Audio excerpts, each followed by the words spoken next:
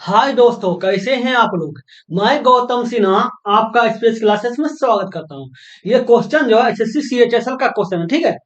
CHSL का exam start हुआ था सीएचएसएल, वो हुआ था 9 मार्च से 9 मार्च 2023, ठीक है।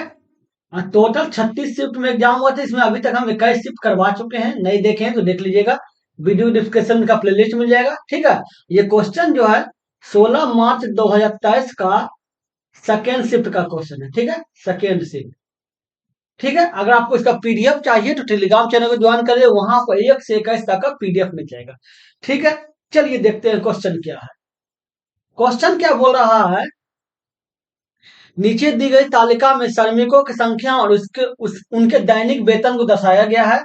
450 से कम दैनिक मजदूरी वाले श्रमिकों की कुल संख्या का 650 दैनिक मजदूरी वाले श्रमिकों की संख्या से अनुपात। क्या बोला, 450 से कम। 450 से कम तो ये 400 है, ठीक है। इसका संख्या 30 है, ठीक है। फिर क्या बोला, 650 का दैनिक मजदूरी। 650 का दैनिक मजदूरी देखिए ये है 35 है, ये 35 है। अनुपात बोल रहा है तो ऊपर 5 से कटेगा 6 हो जाएगा, 5 से कटेगा 7 हो जाएगा, तो 6/7 हो जाएगा। 6:7 होना चाहिए, तो ये 6:7 है ना। अगले नंबर, ये क्वेश्चन देखिए क्या है, कॉसेक प्लस कॉट बराबर एस, तो कॉस थीटा बराबर मान निकाले, ठीक है। आपको एक सूत्र पता होगा, cosec square, cosec square theta minus cot square theta बराबर 1 होता है, ठीक है। बराबर 1 होता है। तो आपको ये देख रहे हैं, इसको ए स्क्वायर माइनस बी स्क्वायर बराबर मानिए। इसके बराबर क्या होता है, ए प्लस बी होता है, ए माइनस बी होता है, ठीक है। अब इसको आगे देखिए, तो इसको क्या लिखिएगा, कॉसेक थीटा लिखिएगा अब माइनस कॉट थीटा, ठीक है। अब फिर क्या लिखिएगा, कॉसेक थीटा लिखिएगा अब मैं प्लस कॉट थीटा लिखिएगा, ठीक है। इसके बराबर 1 लिखिएगा, ठीक है। अब देख लीजिए, कौशिक प्लस कॉट बराबर ऐसा आया है, ठीक है। तो यहां रहने दिए, cosec theta minus cot theta, ये हो गया। इन इसके बराबर ऐस है, बराबर 1 हो गया, ठीक है। इसको अगर आप आगे बढ़ाइएगा, ठीक है, तो cosec theta minus cot theta बराबर कितना हो जाएगा, 1/ऐस हो जाएगा। 1/ऐस होगा ना। अब देखिए, अब मान बैठा दीजिए। अब देखिए, cosec theta plus cot theta बराबर आपका ऐसा आया है, ठीक है। अब देखिए, cosec theta minus cot theta बराबर 1/ऐसा आया है। अब देखिए ये प्लस माइनस कर गया, 2 कौशिक थीटा हो गया। 2 कौशिक थीटा बराबर क्या होगा, एस प्लस 1/ऐस हो जाएगा। इसको कीजिएगा तो एस स्क्वायर प्लस 1/ऐस हो जाएगा, ठीक है। अब इसको कौशिक थीटा बराबर लिखिएगा तो क्या हो जाएगा, एस स्क्वायर प्लस 1/2s हो जाएगा। ये 2 इस पर आ जाएगा, ठीक है। अब त्रिभुज बना लीजिए, समकोण त्रिभुज, ठीक है। समकोण त्रिभुज में आपको पता होना चाहिए कि कौशिक थीटा बराबर होता है h/p, ठीक है। इसका मतलब h के स्थान पे क्या आया है, एस स्क्वायर प्लस 1 आया है, ठीक है। अब p के स्थान पे क्या आया है, 2s आया है, ठीक है। तो ये इसको b मानिएगा, तो b बराबर क्या हो जाएगा, b बराबर निकाल लीजिए। b बराबर हो जाएगा h का स्क्वायर माइनस p का स्क्वायर, ठीक है। अब h के स्थान पे क्या आया है, एस स्क्वायर प्लस 1 पे होल स्क्वायर माइनस 2s का होल स्क्वायर। अभी देखिए a प्लस बी पे होल स्क्वायर पे तोड़िए, तो एस पे पावर 4 हो जाएगा, प्लस 1 हो जाएगा, अब माइनस 2s स्क्वायर हो जाएगा, ठीक है। इसको ये कीजिएगा, ये माइनस है, ठीक है। ये प्लस होगा, ये प्लस होगा, क्यों प्लस होता है सूत्र, ठीक है। ये माइनस हो गया, इसको माइनस लिख देते हैं, ठीक है। ये माइनस हो गया, ये 4s स्क्वायर हो जाएगा, ठीक है। अब इसको आगे बढ़ाइए, क्या हो जाएगा, एस पे power 4 minus 2s square plus 1, ये हो जाएगा। ये जानते हैं किसके बराबर हो गया, एस स्क्वायर माइनस 1 पे होल स्क्वायर बराबर टूट गया, ठीक है। अब ब्रैकेट से बाहर निकलेगा क्या हो जाएगा, एस स्क्वायर माइनस 1 हो जाएगा, ये हो गया, ठीक है। अब बी के स्थान पे क्या आ गया, एस स्क्वायर माइनस 1 हो गया, ठीक है। अब बताइए, अब पूछ क्या रहा है, cos theta. Cos theta, cos theta बराबर होता है b/h, ठीक है। बी के स्थान पे क्या है, एस स्क्वायर माइनस 1, एच के स्थान पे क्या है, एस स्क्वायर प्लस 1। ये देखिए मान आ गया ना। H square minus one H square plus one हो गया। अगले नंबर,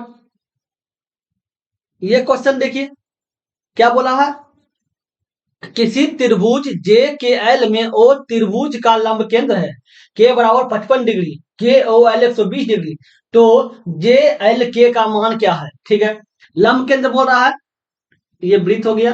ठीक है, इसके अंदर त्रिभुज बना दीजिए, त्रिभुज बना दिए, और ये जो ये आपका वो लंब केंद्र हो गया। ठीक है, अब लंब केंद्र होगा त्रिभुज क्या है, जे के एल है, जे के एल हो गया। ठीक है, अब बोल रहा है कि के बराबर 55 डिग्री, ये आपका 55 डिग्री हो गया।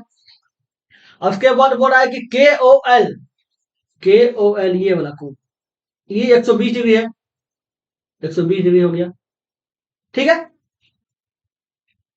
तो आप बोल रहा है कि जे के एल, जे जे एल के, जे एल के मतलब इस कोण के बारे में पूछ रहा है, इस कोण के बारे में, इस कोण के बारे में। ठीक है, निकालने बोल रहा है, इसको आप एक्स मान लीजिए। ठीक है, अब देखिए, अब बताइए, आपको पता होगा कि एक वृत्त में के एक वृत्त में देखिए, अब एक बात जान लीजिएगा, केंद्र पर जो कोण बनता है ना, एक वृत्त के अंदर जो त्रिभुज होता है, केंद्र पर जो कोण बनता है वह परिधि पे कोण का दुगना होता है। परिधि पर अगर परिधि के, ये परिधि है, परिधि पर अगर एक्स बना तो कोण पे केंद्र पे 2x बनेगा। ठीक है, केंद्र पे देखिए आपको कितना डिग्री बोल रहा है, 120 डिग्री बोल रहा है। जब केंद्र पे 120 डिग्री बोला तो परिधि पे 7 डिग्री होगा, इसका आधा। याद रखिए, केंद्र पे हमेशा कोण जो होता है वह परिधि पे कोण का दुगना होता है। आप देख रहे हैं इसका दुगना ये है ना, ये दुगना आ रहा है। ठीक है, अब बताइए, आपको पता होगा त्रिभुज के तीनों कोण का मान 180 डिग्री होता है। एक आपका 55 आ गया, एक आपका 60 आ गया। ठीक है, इसके बराबर कितना हो गया, 6 5 11 115 हो गया। आपको पुराना कितना है, 180 डिग्री, तो ये 65 जोड़ दीजिए, 65 जोड़ दीजिए तो 180 डिग्री पुट जाएगा। 65 जो डिग्री होगा वो क्या होगा, ये एस बराबर होगा, एस बराबर आपका 65 डिग्री आएगा। ठीक है, अब पूछ रहा है कि जे एल के क्या हो, जे एल के आपका 65 डिग्री होगा। समझ गए। अगले नंबर, ये क्वेश्चन देखिए क्या बोल रहा है, पी क्यू आर एस एक चक्रीय चतुर्भुज है। पी क्यू आर एस में पी और आर के, पी जो है आर के सम्मुख है। यदि पी और आर 3x+5 और 4x है तो x का मान निकालें। चक्रीय चतुर्भुज बोला, चक्रीय चतुर्भुज जानते हैं कैसे बनता है, एक वृत्त के अंदर जो चतुर्भुज बनता है उसको चक्रीय चतुर्भुज बोलते हैं। ये चतुर्भुज बन गया। ठीक है, पी क्यू आर एस है, पी क्यू आर एस हो गया। ठीक है, और उसके बाद क्या बोल रहा है, पी और एस सम्मुख है, पी और एस सम्मुख है, सही बात है, सम्मुख तो दिख ही रहा है। पी और आर, पी और सम्मुख है। ठीक है, पी आर, अब क्या बोल रहा है, पी और आर जो है ये 3x+5 है, तो ये 3x+5 हो जाएगा, और ये कितना हो जाएगा, 4x हो जाएगा। ठीक है, और चक्रीय चतुर्भुज में होता क्या है, चक्रीय चतुर्भुज में, ये चक्रीय चतुर्भुज में जो विकर्ण होता है ना, एक दूसरे का विकर्ण, ये और ये एक दूसरे का विकर्ण का योग 180 डिग्री होता है। कहने का मतलब हो गया पी और आर, इसका योग जो होगा 180 डिग्री होगा। ठीक है, और एस और क्यू, ये दोनों का योग जो होगा वो 180 डिग्री होगा। ठीक है, अब देख लीजिए, अब क्या बना, 3x+5 हो गया, अब प्लस 4x हो गया, इसके बराबर आपका 180 डिग्री हो गया। अब इसको देखिए कितना हो गया, 4 3 7x हो गया, 7x+5 बराबर 180 डिग्री हो गया। 5 उस पर चल जाएगा तो कितना हो जाएगा, घट जाएगा 5, 5 घट जाएगा तो 175 डिग्री हो जाएगा। तो 175 डिग्री, इसको काटिए, काटिए तो 25 आ जाएगा। ठीक है, एक्स बराबर आपका 25 डिग्री आ गया। ठीक है, अभी तो पूछ रहा था कि एक्स का मान क्या हो गया, 25 डिग्री हो जाएगा। समझ गए। अगले नंबर, ये क्वेश्चन देखिए, क्या नीचे दिए गए रेखा आलेख में दो राज्य ए और बी की 5 वर्षों की जनसंख्या को दर्शाया गया है। क्वेश्चन क्या है, सभी वर्षों में ए और बी की औसत जनसंख्या के बीच का अंतर। ए और बी, ये देखिए ए है, ठीक है, और ए का क्या है, ए का देख लीजिए, सब वर्ष है, ये M N P Q R वर्ष है। ठीक है, अब देख लीजिए कितना है, 800 है, 600 है, 800 600 450, ठीक है, 350 और 500, ये हो गया, प्लस कर दिए। और दूसरा क्या है, ये आपका 500 है, 700 है, 550 है, 400 है और 300 है। ठीक है, निकाल दीजिए, इसको भी जोड़ दीजिए। अब देखिए 0 हो गया, 5 दूनी 10, 0 हो गया, 8 1 9, 9 6 15, 15 और 4 19, 19 3 22, अब 22, 22 5 27, ये 27 हो गया। अब औसत तो बोल रहा है तो 5 से भाग दे दीजिए, इसको जोड़ लीजिए, 0 हो गया, ये 5 हो गया, ठीक है। 7 5 12, 12 5 17, 17 4 21, 21 3 24, ये 24 हो गया। औसत निकालना, 5 से भाग दे दीजिए। अब देखिए 5 से भाग देना कितना, 25 25 हो गया, 2 बच गया तो 20 हो गया, 5 चौके 20 हो गया, 0 हो गया, 540 हो गया। इसको काट के लाइए, ये कितना, 5 चौके 20 हो गया, ठीक है। 4 बच गया तो 4 बच गया 45 हो जाएगा, तो 9 पचे 45 हो गया, 0 हो गया। अब बोल रहा है कि अंतर, तो इन दोनों का अंतर देख लें, इन दोनों का अंतर कितना है, इन दोनों का अंतर 50 है, इसका आंसर 50 हो जाएगा। समझ गए? अगले नंबर, ये क्वेश्चन देखिए क्या बोल रहा है। लेकिन एक बात बता देते हैं, जैसे आपको हम बताइए, ये क्वेश्चन सीएचएसएल का क्वेश्चन है, ठीक है। सीएचएसएल का एग्जाम स्टार्ट हुआ था 9 मार्च से, 9 मार्च 2023 से, ठीक है। 36 शिफ्ट में 21 शिफ्ट आपको बता चुके हैं, ठीक है। इसी चैनल पे सीजीएल का भी प्रैक्टिस करा रहे हैं, सीजीएल का एग्जाम स्टार्ट हुआ था 14/7/2023 से, ठीक है। 39 शिफ्ट में एग्जाम हुआ था, जिसमें टोटल हम 39 शिफ्ट करवा चुके हैं टोटल, ठीक है। इसी चैनल पे एमटीएस का भी एग्जाम स्टार्ट किए थे। एमटीएस का एग्जाम स्टार्ट हुआ था 1 सितंबर से, 1/9/2023 से, ठीक है। इसमें अभी तक हम 20 शिफ्ट करवा चुके हैं, टोटल शिफ्ट में 20 शिफ्ट करवा चुके हैं, ठीक है। मेरा एक सेकंड चैनल है जिसमें हम जीडी का प्रैक्टिस कराए हैं, ठीक है।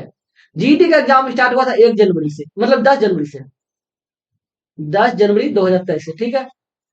76 शिफ्ट में एग्जाम हुआ था, इसमें अभी तक हम 60 शिफ्ट करवा चुके हैं, टोटल मात्र 16 शिफ्ट बचा है, ठीक है। उसी चैनल पे सीपीओ का प्रैक्टिस करवा रहे हैं। सीपीओ का एग्जाम स्टार्ट हुआ 3 अक्टूबर से, 3/10/2023 से, ठीक है। और उसमें 9 शिफ्ट में एग्जाम, उसमें 6 शिफ्ट हम करवा चुके हैं। तो समझ रहे हैं, हम टोटल लेटेस्ट क्वेश्चन करवा रहे हैं, मेरे साथ लगे रहेगा, आपको लेटेस्ट क्वेश्चन मिलेगा, वो भी एसएससी के सभी एग्जाम देख रहे हैं, CHSL, CGL, MTS, GD, SCPO, total 23 का, टोटल 23 का। इसलिए मेरे साथ लगे रहेगा, बहुत कुछ सीखने को मिलेगा। 2024 चल रहा है, 2024 में सबसे पहला एग्जाम जीडी का होने वाला है, जो 20 फरवरी से है, 20 फरवरी से। तो सोच लीजिए आप, 76 शिफ्ट है, आपको हम टोटल करवा देंगे बहुत ही जल्द, समझे। ये 60 शिफ्ट तो हो चुका है, नहीं देखे तो देख लीजिएगा, जिसको जीडी का प्रैक्टिस करना है उनको आप वीडियो शेयर कीजिएगा, ठीक है, उनको भी पता चल सके, ठीक है। और अगर इस तीनों का जो है ना डिस्कशन में इसका प्लेलिस्ट मिल जाएगा, और इस चैनल के बारे में जानना है तो इसके चैनल का नाम है SPS math classes, SPS exam cracker classes, sorry exam cracker, ठीक है। इस चैनल का नाम है एग्जाम क्रैकर क्लासेस, ठीक है। लिंक आपको डिस्क्रिप्शन में मिल जाएगा, जाके देख सकते हैं, ठीक है।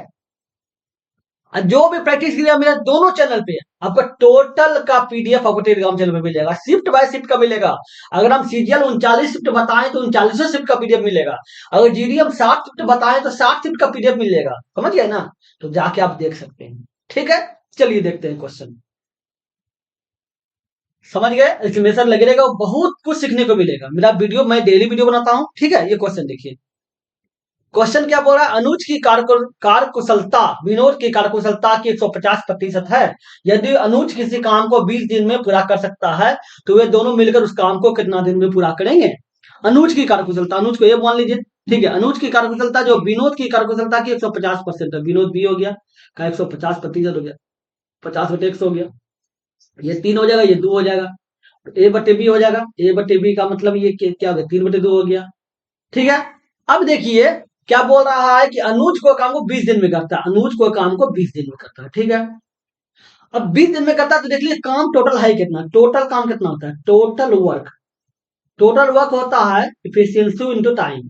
इसका टोटल वर्क का जो सूत्र होता है इफिशियंसी इंटू टाइम, ठीक है। इफिशियंसी मतलब क्षमता, ठीक है।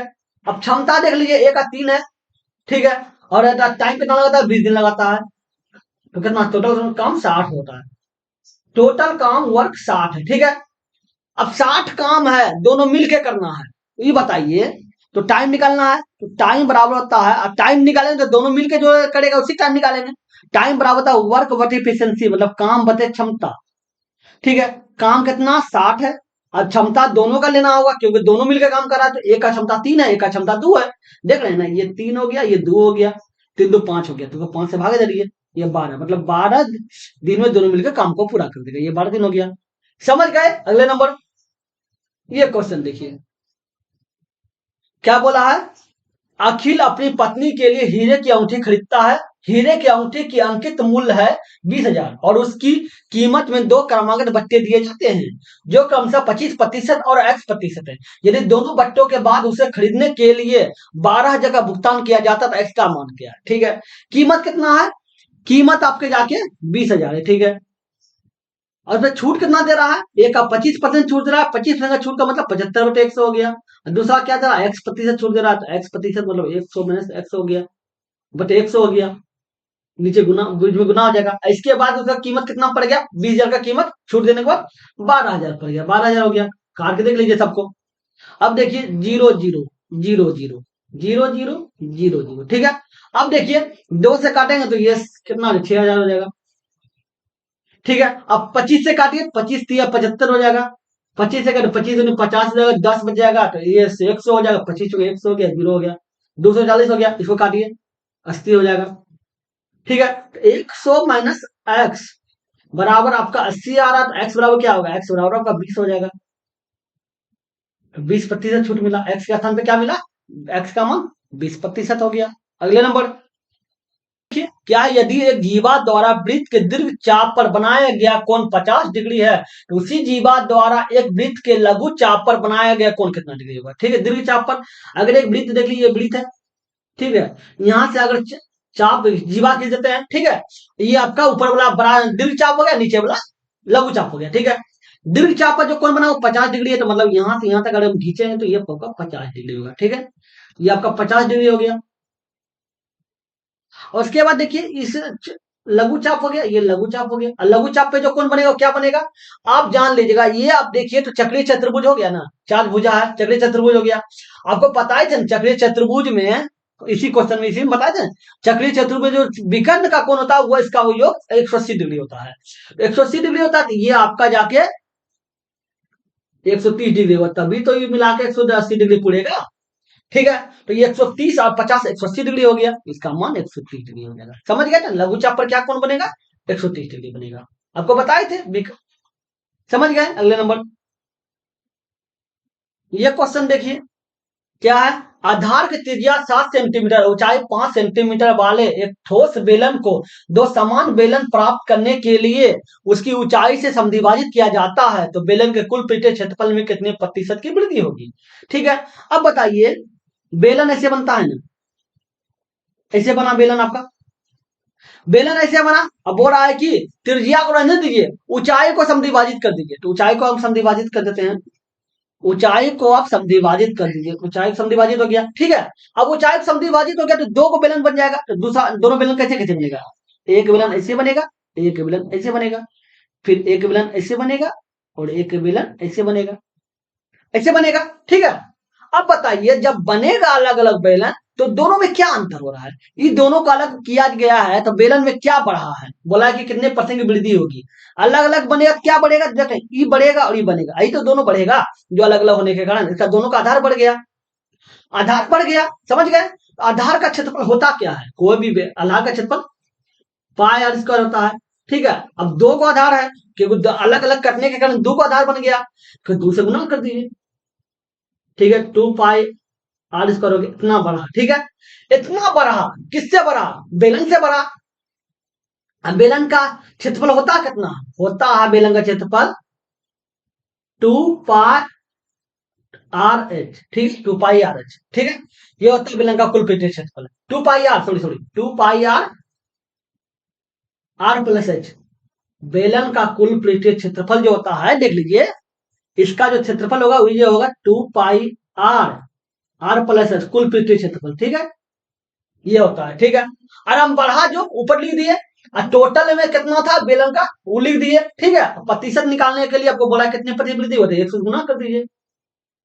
अब देखिए, दो दो कट गया, पाई पाई कट गया, अब आर स्क्वायर हो गया, तो ऊपर एक आर कट जाएगा, नीचे एक आर कट जाएगा। ठीक है, ऊपर बच गया आर, तो आर बच गया, तो आर है कितना? 7 है, नीचे कितना बच गया? आर प्लस एच बचा, आर प्लस आर और 7 5 हो गया। ठीक है, ये हो गया 5 हो जाएगा, और गुना 100 कर दीजिए। तो ये क्या, 7 हो जाएगा ऊपर, नीचे 12 हो जाएगा, और गुना 100।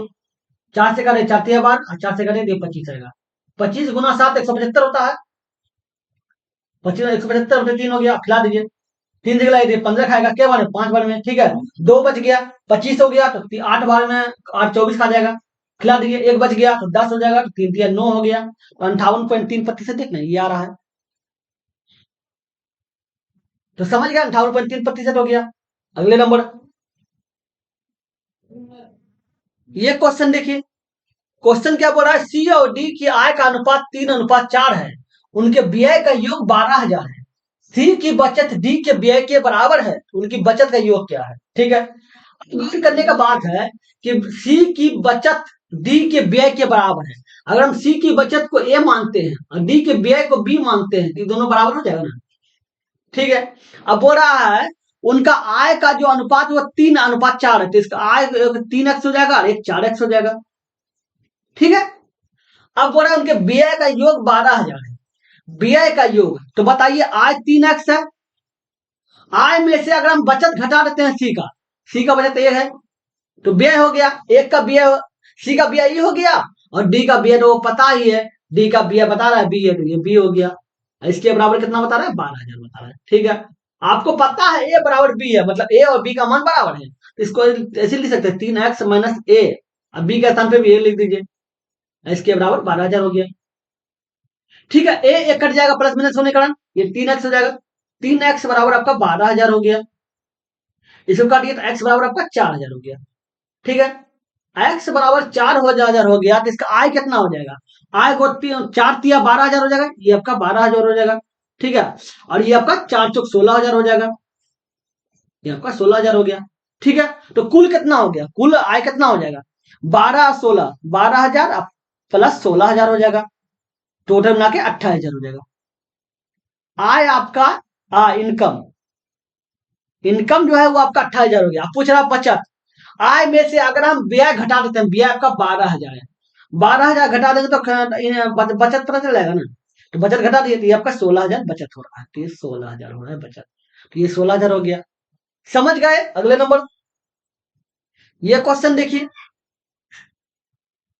क्या बोला, साइन थीटा बटे cot theta plus cot theta, cot theta plus cosec theta बराबर 1, इसमें थीटा का मान निकले, इसमें जो है ना ज्यादा उतना सोचना नहीं है, अपमान रख दीजिए किस चीज, अब मान सबसे पहले छोटा जीरो है तो जीरो को स्टार्ट कीजिए, ठीक है। जीरो के स्टार्ट करते हैं, तो आप देख लीजिए ये बटे में क्या है, कॉट थीटा है, तो कॉट थीटा है, ठीक है।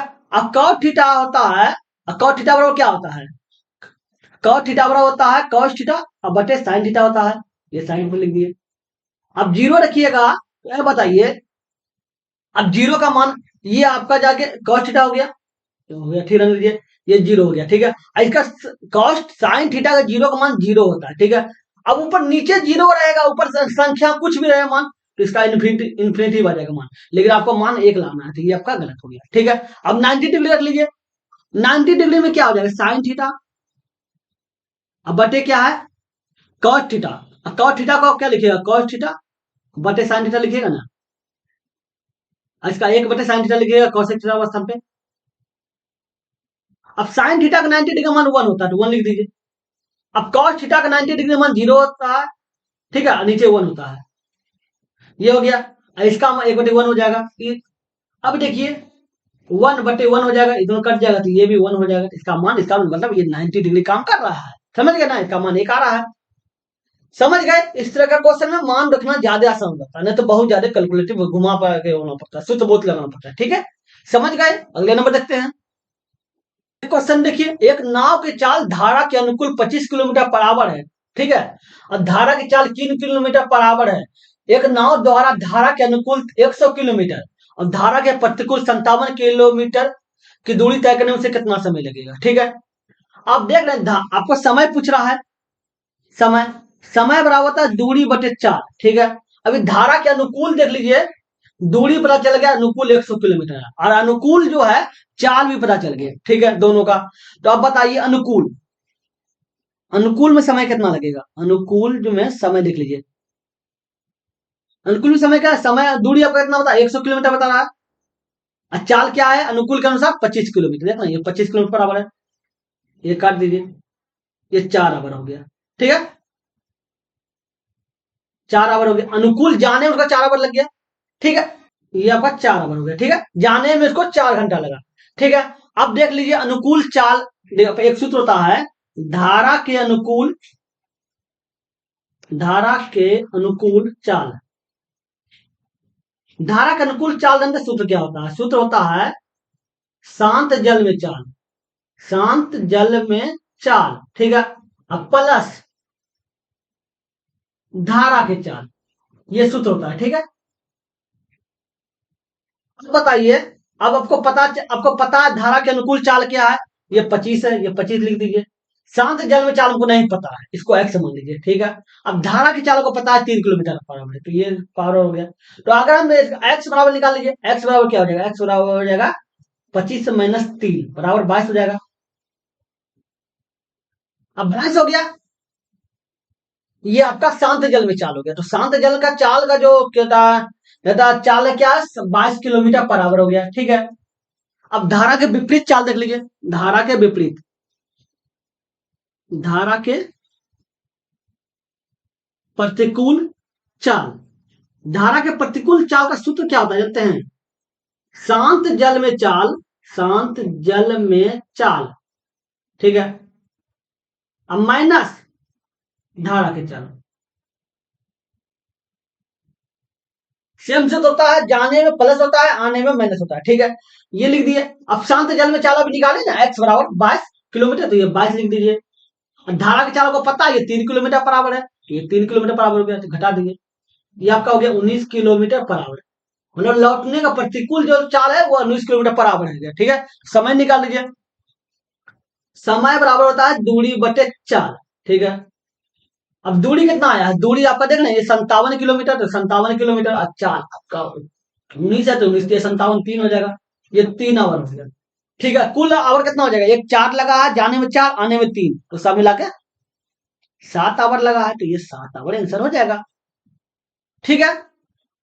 अगले नंबर, ये क्वेश्चन देखिए, ये क्वेश्चन, ठीक है। देखिए क्या नीचे दी गई तालिका 6 अलग अलग स्कूलों में पुरुष शिक्षकों की कुल संख्या का प्रतिशत दर्शाती है। पुरुष शिक्षकों, ठीक है, किसी भी स्कूल में पुरुष की संख्या को इन सभी स्कूलों में पुरुष की कुल संख्या के प्रतिशत रूप में दर्शाया गया है, ठीक है। ये प्रतिशत रूप में पुरुष का संख्या दर्शाया गया है। अब बोला कुल पुरुषों की संख्या 8400 है। अब बोला स्कूल ए और बी में पुरुष शिक्षकों का महिला शिक्षकों से अनुपात 2:5 और 4:3 है, तो स्कूल ए और बी में कुल कुल महिला शिक्षकों में अंतर, कुल महिला शिक्षकों, ये जो प्रतिशत दिखा रहा है ये जो पुरुष प्रतिशत है, ठीक है। अब बताइए ए में 90% पुरुष है, तो महिला कितना होगा? ए में महिला कितना होगा? ओ में 10% पुरुष है, तो 90% महिला होगा, ठीक है। अब बी में देख लीजिए, बी में महिला कितना होगा? 20% पुरुष है, तो महिला 80% होगा। अरे पूछ क्या रहा है कि ए और बी में कुल महिला शिक्षकों में अंतर, कितना का अंतर दिख रहा है? ये 10% का अंतर दिख रहा है, ठीक है। अब बताइए, दिया हुआ 8400 रुपया, 8400 मतलब 100% का जो वैल्यू है वो 8400 है, ठीक है। तो हमको 10% का वैल्यू निकालना होगा, तो 10% का वैल्यू क्या हो जाएगा? अब देख रहे हैं, इसका भागा 10 है, इसको भी भागा 10 कर दीजिए, 840 हो जाएगा। ये 10 840 हो गया, 840 अंतर। समझ गए? ये सब जो डाटा खाली फंसाने के लिए दिया है, ताकि फंसे, कैलकुलेशन ज्यादा हो। समझ गए ना? समझने का बात है। अगले नंबर, ये क्वेश्चन देखिए, क्या बोला है? साधन ब्याज के एक योजना में 3000 की राशि का निवेश किया जाता है और इस योजना में ब्याज दर प्रति वर्ष 10% है, प्रति वर्ष 10% है। यदि 1200 रुपया का ब्याज प्राप्त होता है, राशि को कितने महीने के लिए निवेश किया गया था? समय पूछ रहा है, ठीक है। अब साधन ब्याज पर हम बात कर रहा है, तो साधन ब्याज होता क्या? P गुना R गुना T बटे 100 होता है। अब P कितना कितना रुपया लगाया था? 3000 रुपया लगाया था। अब दर आपको दर आपको बताया 10% है, 10% हो गया। समय बोल रहा है निकालने के लिए, तो समय निकाल दीजिए, अब बटे 100 हो गया। ब्याज आ कितना आ रहा है? 1200 रुपया ब्याज आ रहा है, तो 1200 हो गया, 0000, ठीक है। 10 दो जीरो इधर से, दो जीरो इधर से, ठीक है। तो देखिए 3 चौके 12, 4 हो गया, टी बराबर 4 वर्ष आया है, ये वर्ष चल रहा है, क्योंकि देख रहे हैं दर जो आया है, दर देख रहे हैं 10% जो है प्रति वर्ष है। तो 4 जो आया वो क्या है, 4 वर्ष है। तो बोला कितने महीने के लिए किया गया है, 12 चौके 48 महीने के लिए किया गया है। समझ गए। अगले नंबर ये क्वेश्चन देखिए, क्या a बराबर 10 b बराबर 3 है तो इसका मान निकालें। ठीक है, अब देख लीजिए a बराबर 10 तो मान बैठा दिए a प्लस बी, ये 10 हो गया प्लस 3 हो गया, पे होल स्क्वायर कर देंगे। अरे अब देखिए ये क्या हो गया, ए स्क्वायर, तो ये एक 10 का स्क्वायर हो गया, बी स्क्वायर तो ये 3 का स्क्वायर हो गया। ज्यादा कुछ था सूत्र का यूज कर सकते थे, सूत्र पे है लेकिन ज्यादा है कुछ नहीं, तो सूत्र क्यों यूज करना है। 13 का स्क्वायर कितना 169 हो जाएगा, और ये 100 हो जाएगा, 100 माइनस 9 हो जाएगा, तो 169/91 हो जाएगा। ये हो गया। अगर जानते हैं अगर आता तो एक सूत्र क्या सूत्र बनता, ठीक है, ये a प्लस बी पे होल स्क्वायर हो गया, ये कर दिए। ये जो है ए स्क्वायर माइनस बी स्क्वायर, इसको क्या लिखिएगा बटे ए प्लस बी लिखिएगा और ए माइनस बी लिखिएगा। ठीक है, अब देखिए ऊपर देखिए एक समान दिख रहा है, ई स्क्वायर उड़ जाएगा और ये नीचे उड़ जाएगा, तो ऊपर ए प्लस बी हो जाएगा, नीचे ए माइनस बी हो जाएगा। इस सूत्र पे भी अब तोड़ सकते ला सकते। देखिए ये 10 10 3 13 हो गया, और ए माइनस बी ये 7 हो गया। इसको आप तोड़ के लाइएगा तो इतना आ जाएगा। अब देखिए नहीं समझ में आ रहा, देखो 13 से गुना कर दिए, ऊपर नीचे 13 गुना कर दिया, 13 गुना 13 170 हो गया ना। ठीक है, और 13 7 91 हो गया ना, इतना आ गया ना। आप ऐसे भी ला सकते थे, समझ गए ना, दोनों तरफ से ला सकते थे। अगले नंबर ये क्वेश्चन देखिए, क्वेश्चन क्या बोला, जीवा एक्स वाई द्वारा वृत्त के केंद्र और परिधि पर बने कोण का योग 270 डिग्री है। यदि इस वृत्त की त्रिज्या 24 सेंटीमीटर है तो जीवा की लंबाई क्या होगा। अब बताइए केंद्र और परिधि पर जो कोण बन रहा है वह जीवा पर, देख लीजिए आपको हम निकाल दिखा देते हैं। ठीक है, अब बता जीवा एक्स वाई द्वारा केंद्र और परिधि पर कोण का योग जो है 180 डिग्री है। देखिए ये हो गया, ये हो गया, ये केंद्र पे कौन बन गया, ऐसी जीवा द्वारा परिधि पे बन जाएगा कौन। ठीक है, इसको अगर आप x मानते हैं, इसको y मानते हैं, तो दोनों का योग जो बता रहा है 270 डिग्री बोल रहा है, x और y का योग जो है 270 डिग्री होता है। ठीक है, और आपको हम बताए थे इसी शिफ्ट में कि जो केंद्र पर जो कोण बनता है वह परिधि का दुगना होता है, इसका दुगना ये होता है। परिधि पे जो कोण बन केंद्र पर जो कोण बनेगा वो परिधि का दुगना होगा। ठीक है, तो इसका मतलब अगर परिधि पे देख लीजिए, परिधि पे अगर 2x मान, परिधि पे देखिए, परिधि सॉरी देखिए, परिधि पे अगर x मानते हैं तो केंद्र पे 2x हो जाएगा, कि दुगना होता है केंद्र पर। ये दोनों का योग जो बता रहा है 270 बता रहे थे, 270 हो गया। ठीक है, ये कितना आ जाएगा 3x हो जाएगा, 3x बराबर 270 हो गया, x बराबर 90 हो गया। x बराबर 90 हो गया, इसका मतलब क्या हो गया, y बराबर 90 हो जाएगा। ठीक है, और ये x बराबर 180 डिग्री होगा। अब देख रहे हैं ना, इसका परिधि परिधि का दुगना ये केंद्र में बन रहा है ना, तो बन रहा है तो 180 डिग्री हो गया। अब बताइए, आपको एक पता और पता होगा कि आप एक तरह का बताइए, अगर केंद्र पे 180 डिग्री बन रहा है तो ऐसे भी सूत्र बन सकता है ना, ऐसे भी केंद्र ये हो गया 180 डिग्री बन गया और ये परिधि 90 डिग्री बन गया, ऐसे बन सकता है ना। ये आपका 90 डिग्री है, ये आपका 180 डिग्री है, ऐसे ही बन सकता है। अब बताइए, आपको पता है त्रिज्या बता रहा है, कितना बता रहा है 24 सेंटीमीटर। ठीक है, तो ये 24 सेंटीमीटर त्रिज्या हो गया और ये 24 सेंटीमीटर त्रिज्या हो गया, तो त्रिज्या और त्रिज्या मिला के व्यास बन गया। ठीक है, व्यास आपका कितना हो गया 48 हो गया, जो और ये जो 48 व्यास हो गया, यही व्यास जो है तो जीवा है। ठीक है, तो ये पूछ रहा है कि जीवा की लंबाई क्या होगा, तो 48 सेंटीमीटर होगा। समझ, इस तरह का भी सूत्र बन सकता है, इसलिए आपको 48 सेंटीमीटर व्यास हो। समझ गए। अगले नंबर ये क्वेश्चन देखिए, क्या बोल रहा है कि अनुज ने 30,000 का निवेश करके एक व्यवसाय शुरू किया। 6 महीने बाद अजय ने 45,000 की पूंजी के साथ उनके साथ व्यवसाय में जुड़ा। 3 महीने के बाद अंकित 60,000 की पूंजी के साथ उनके साथ जुड़ा। अंकित एक वर्ष के अंत में लाभ 18,000 हुआ, तो लाभ में अनुज का हिस्सा क्या है।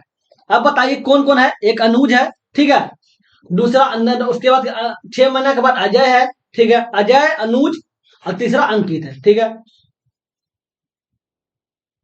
अनुज हो गया, ठीक है, अजय हो गया और अंकित हो गया, ठीक है। अब क्या किया, 30,000 रुपए लेके जुड़ा है, ये 30,000 रुपए लगाया, ठीक है, और ये 45,000 रुपए लगाया, ठीक है, और ये जो है 3 महीना के ये 60,000 रुपए लगाया। अब समय देखिए, अब बताइए कि 30,000 रुपया निवेश करके जुड़ा, ठीक है, तो ये आपका टोटल एक साल के बाद हो रहा है, वर्ष के अंत में, तो ये 12 महीना के लिए लगाया है, 12 महीना के लिए, ठीक है। और उसके बाद क्या बोला है, 6 महीने के बाद, 6 महीने के बाद अजय ने इतना रुपए का पूंजी के साथ निवेश कर जुड़ा, तो 6 महीना तक 6 महीना का ही ब्याज लेगा, तो 6 महीना बाद जुड़ा है, ये 6 महीना का ब्याज लेगा, 6 महीना के लिए लगाया पूंजी, ठीक है। और उसके बाद 3 महीना के बाद उनमें जुड़ा, उसके साथ जुड़ा, और 3 महीने के बाद इतना पूंजी के साथ जुड़ा, मतलब 3 महीने बाद अंकित, 3 महीने के बाद, तो 3 महीने के बाद मतलब 3 महीने के लिए जुड़ा है, वो एक 12 महीने के लिए जुड़ा, और 6 महीना बाद ये आया है।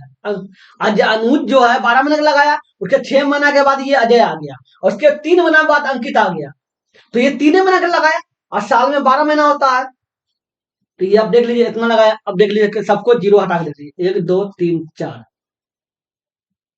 4 ने 3 काटिए ताकि कंफ्यूजन नहीं हो, काटने में अच्छा रहेगा, ठीक है। ये देखिए, फिर इधर देखिए, 1 2 3, 1 2 3, ठीक है। अब देखिए 3 से काटिएगा तो ये 10 हो जाएगा, ठीक है, 3 से काटेंगे तो 15 हो जाएगा, 3 से काटेंगे तो 20 हो जाएगा, ठीक है। अब कटेगा, 3 से काटिए, 3 1 3, 3 दूनी 6, 3 चौके 12, ठीक है। अब ये देखिए 10 चौक 40 हो गया, ये कितना हो गया, 15 दूनी 30 हो गया, और ये कितना हो गया, 20 हो गया। अब इसको और काट सकते हैं, तो 0 0 काट दीजिए, ये 4:3:2 में पूंजी लगाया, तीनों मिलके, तो लाभ भी इसी अनुपात में मिलेगा।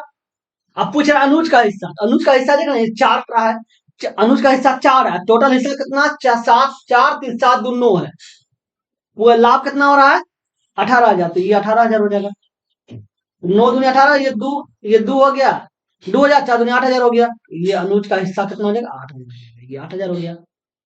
समझ गए, अगले नंबर, ये क्वेश्चन देखिए क्या बोल रहा है, 17 से 457 तक ऐसी कितनी संख्याएं जो 5 और 3 दोनों से विभाजित है। 5 और 3 दोनों से विभाज्य है, क्या मतलब है, इसकी 15 से विभाज्य होगा, 5 से 15 से विभाज्य होगा वो संख्या, ठीक है। अब 17 से स्टार्ट करेगा, तो 17 के बाद 15 से विभाज्य होने वाली संख्या क्या हो सकता है, 30 हो सकता है, फिर 45 हो सकता है, फिर 60 हो सकता है, इसी तरह क्वेश्चन चलते रहेगा। और क्या 457 बोला तो 450 तक हो सकता है, ठीक है, क्योंकि 450 जो है ये 30 15 वाले कटेगा, 15 45 कटेगा, 30 वाले, ठीक है।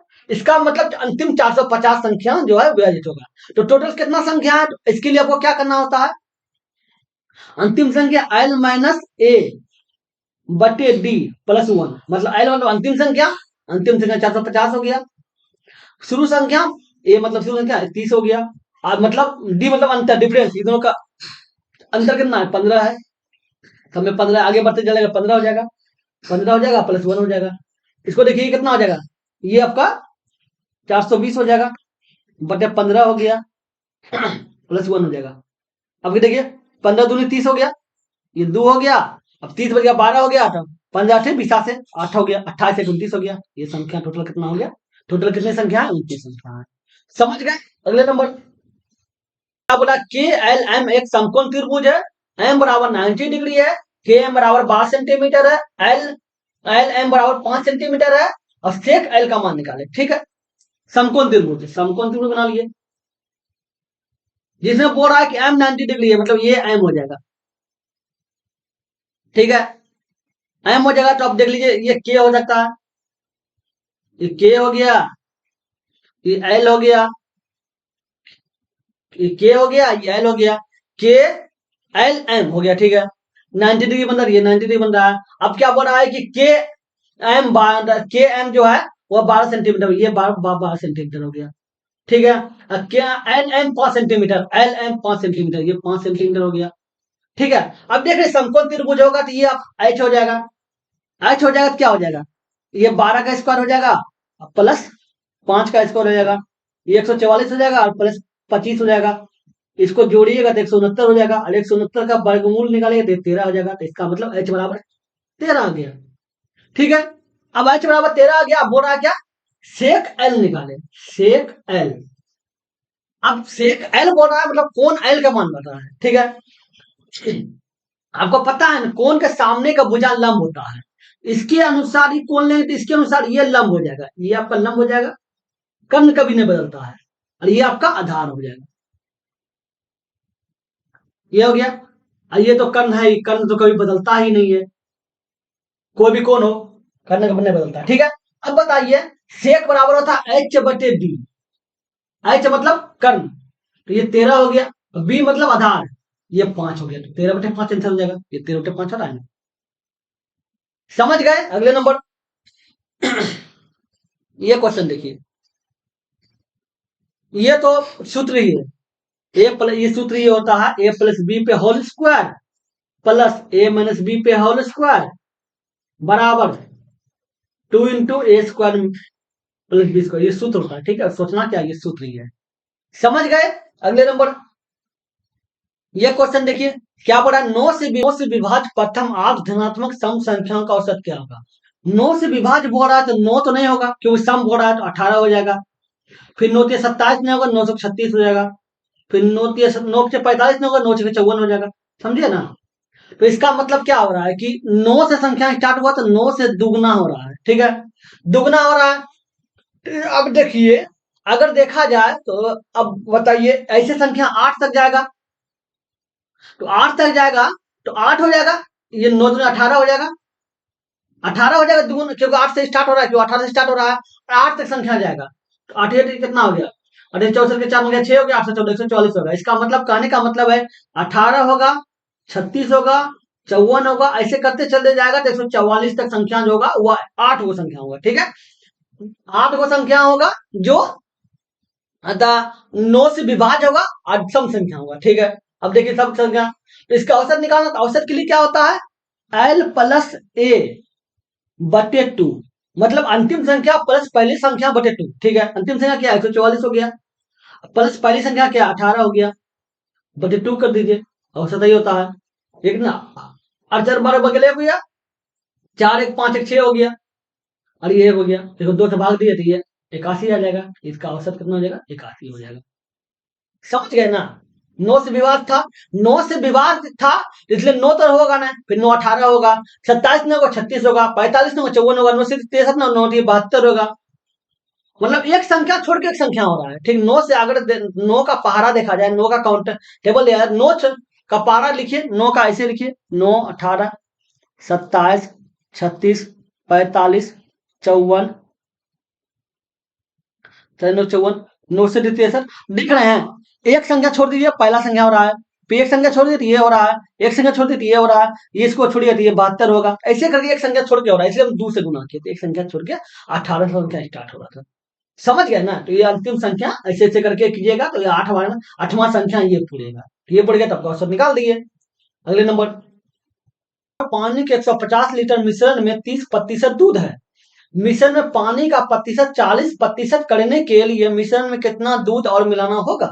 तो पहले लीटर मिश्रण कितना है 150 लीटर है, 30% दूध है, 30 बटे 100 हो जाएगा, मिल्क जो है वो 30% है। ठीक है, 0 0 कट गया, मतलब 45 लीटर दूध है। ठीक है, और दूध कितना लीटर दूध और मिलाना पड़ेगा। ठीक है, तो 45 लीटर दूध है, और कितना मिलाएंगे 8 लीटर मिलाएंगे, और टोटल मात्रा था कितना 150 लीटर मिश्रण था, इसमें 45 लीटर दूध हो गया, पानी कितना हो गया 105 लीटर। ठीक है, अब पानी का प्रतिशत बोल रहा है 40 करने के लिए, तो पानी का जहां लिखे हैं उसका 40 लिख दीजिए, दूध कितना हो गया बटे 160 ऊपर हो जाएगा, क्योंकि टोटल 100% होता है, 0 0 कट गया, ये 3 हो गया, ये 2 हो गया।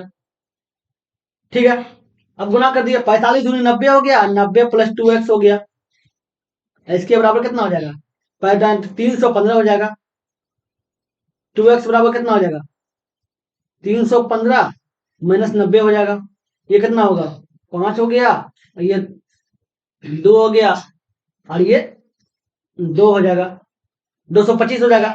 ये 2x बराबर हो जाएगा। ठीक है, तो x बराबर कितना होगा, x बराबर आपका जाके हो जाएगा 225/2 हो जाएगा, 112.5 हो जाएगा, 112.5 लीटर दूध बनाना पड़ेगा। ठीक है, समझ गए। अगले नंबर, ये क्वेश्चन देखिए, ये क्वेश्चन इसको ठीक कर लेते हैं। ये क्वेश्चन देखिए क्या बोल रहे हैं, देखा आलेख में छो वस्तु L M N O P Q के क्रय मूल्य और लाभ को दर्शाया गया है। ठीक, क्वेश्चन क्या है, विक्रय मूल्य बराबर क्रय मूल्य प्लस लाभ बताया गया। ठीक है, क्वेश्चन बोल रहा है, क्वेश्चन क्या है, सभी वस्तुओं का औसत विक्रय मूल्य बताओ। विक्रय मूल्य के लिए वो क्या करना होगा, क्रय मूल्य प्लस लाभ को जोड़ना होगा। इन दोनों को जोड़ना पड़ेगा, जोड़ लीजिए, कितना 800 प्लस 300 1100 हो गया, 1100 हो गया। ठीक है, और ये कितना, ये दोनों को जोड़ लीजिए, 7 दूनी 9, 950 हो गया। ठीक है, और ये कितना, 4 5 900 हो गया, और ये कितना हो गया, अच्छा 6 5 1100 हो गया, और ये कितना हो गया, 4 3 700 हो गया, और ये कितना हो गया, 9 और 4 13 1350 हो गया, 1350।